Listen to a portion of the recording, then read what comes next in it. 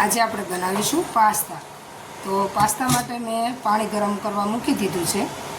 તો આપણે અંદર પાસ્તા એડ કરી દઈશું।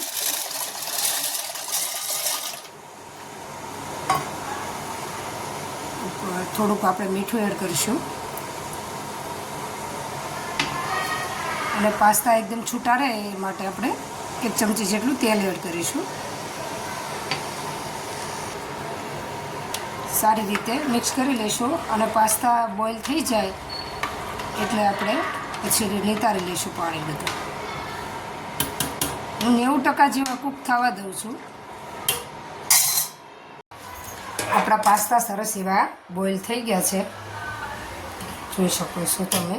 હવે આપણે એક સ્ટ્રેનર દ્વારા એમાં ટ્રાન્સફર કરી લઈશું અને આ જે પાણી નીકળે ને એ પાણી હું ફેંકી નહીં દઉં, આપણે ગ્રેવીમાં યુઝ કરીશું। એટલે તમે વિડીયો એન્ડ સુધી જોજો, વિડીયોને સ્કીપ ના કરતા। હવે આપણે પાસ્તા માટેનો વ્હાઈટ સોસ બનાવી લઈશું।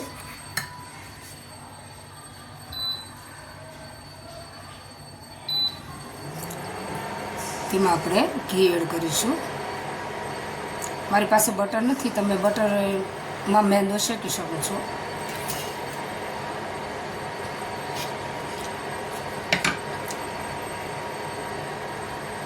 દોઢ ચમચી જેટલો મેંદો છે। મેંદાને આપણે કલર નથી બદલાવા દેવાનો, પણ ખાલી એની કચાશ જતી રહે એટલું જ આપણે શેકવાનું છે।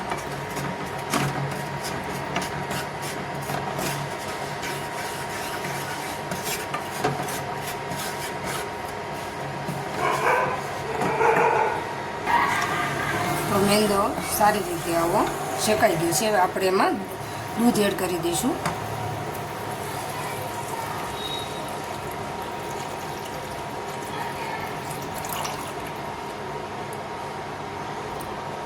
મેં 300 ગ્રામ જેટલું દૂધ લીધું છે। સારી રીતે આપણે મિક્સ કરી લઈશું।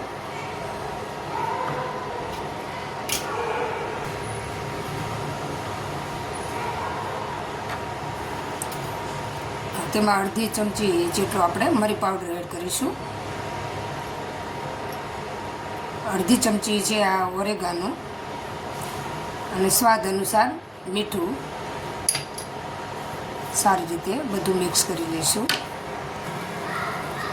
સારું એવું આપણું બેટર સરસ થઈ ગયું છે, થીક એવું આપણો વ્હાઈટ સોસ મસ્ત જાડો થઈ ગયો છે।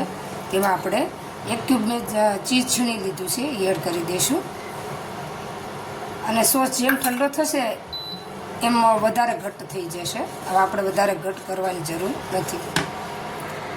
હવે આપણે સોસ રેડી થઈ ગયો છે વ્હાઈટ। હવે આપણે બધું શાકભાજી છે ને એ સાતળી લઈશું। થોડું તેલ બીજા પેનમાં મૂકશું, 2 ચમચી જેટલું તેલ એડ કરું છું। આપણું તેલ ગરમ થઈ ગયું છે, એમાં આપણે થોડાક ચીલી ફ્લેક્સ એડ કરીશું અને ઓરેગાનો, આપણા ગાજર છે એ ઝીણા ચોપ કરી દીધા છે, સાતળી લઈશું। વેજીટેબલ તમારા ટેસ્ટ પ્રમાણે તમે એડ કરી શકો છો। કેપ્સિકમ ઝીણા ચોપ કરી દીધા છે મેં।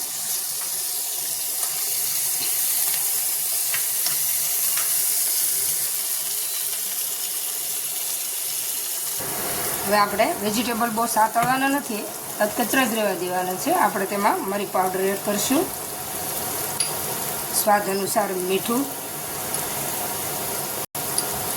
સારી રીતે મિક્સ કરી દઈશું। 1 ચમચી જેટલો આપણે પાસ્તા સોસ લઈશું, જે મેં રેડીમેડ જ લીધેલો છે। તમે આમાં લસણ ડુંગળી પણ એડ કરી શકો છો, હું અત્યારે એડ નથી કરતી।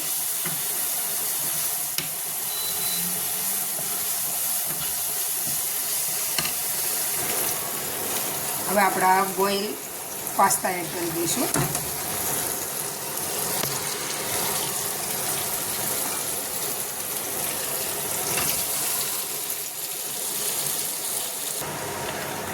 સારી રીતે મિક્સ કરી લઈશું પાસ્તાને બધું વેજીટેબલ સાથે। હવે આપણે તેમાં વ્હાઈટ સોસ એડ કરીશું, જે આપણે બનાવીને રેડી કર્યો હતો તે જો સરસ એવો ઘટ્ટ થઈ ગયો છે. બધો સોસ એડ કરી દઈશું.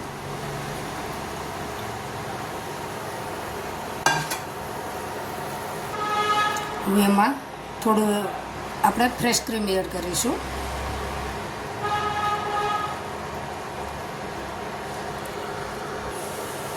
અને આ ચીઝ છે, પ્રોસેસ ચીઝ છે થોડુંક, એ પણ 2 ચમચી જેટલું છે એડ કરીશું. સારી રીતે આપણે મિક્સ કરી દઈશું. અને આપણે આ પાસ્તાને જે આપણે પાણી નિતાર્યું હતું એ પાણી એડ કરીશું જરૂર પૂરતું. પાસ્તામાં ગ્રેવી થોડી થીક લાગે છે. હજી આપણે જે પાસ્તાને બોઇલ કરેલું જે પાણી વધ્યું હતું એ હજી 3 થી 4 ચમચી એડ કરીશું, જેથી ગ્રેવી સરસ એની પતલી રહે.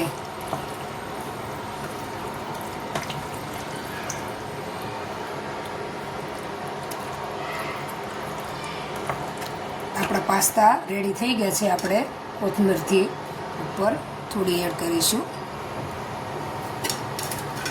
મેં ધોઈને સમારી લીધેલી છે. આપણા પાસ્તા ખૂબ જ સરસ ક્રીમી ટેસ્ટી બનીને રેડી થઈ ગયા છે. આપણે એક સર્વિંગ બાઉલમાં લઈ લઈશું.